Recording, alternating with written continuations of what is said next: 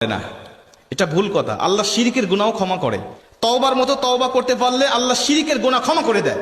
যারা বিধর্মী তারা তো শিরিক করছে, এখন তওবা করে সে ইসলাম গ্রহণ করেছে, আল্লাহ তাকে ওই বিধর্মী সব জীবনের গুনাহগুলো ক্ষমা করে দিয়ে যখন কালেমা পড়ে মুসলমান হয়েছে তখন তাকে নিষ্পাপ মাসুম বানায় দিয়েছে। শিরকের গুনাহ তার মানে ক্ষমা হয় তওবা করতে পারলে, কিন্তু একটা গুনাহ তওবা করলে ক্ষমা হয় না। একটা গুনাহ আল্লাহর কাছে তওবা করতে করতে যদি আপনি মারাও যান, আপনার যদি জীবন শেষও হয়ে যায়, চোখের পানি বের করতে যদি আপনার চোখের পানি শেষ হয়ে যায়, তারপরেও আল্লাহ ক্ষমা করে না। বলতে পারেন সেই গুনাহটা কি? বান্দার হক। বান্দার হক আপনি নষ্ট করবেন আর আল্লাহর কাছে তওবা করবেন, আল্লাহ বলে না আমার এখতিয়ার নাই তোমাকে ক্ষমা করার জন্য।